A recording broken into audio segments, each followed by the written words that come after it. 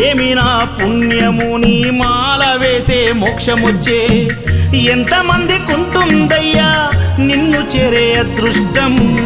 ఆనందం పొంగేనయ్యా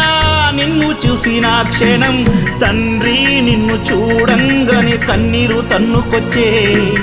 ఒక్కసారిగా నన్ను గన్న తల్లిదండ్రులు గుర్తుకొచ్చే చక్కని మల్లె జాజి పూల పరుపు వేసి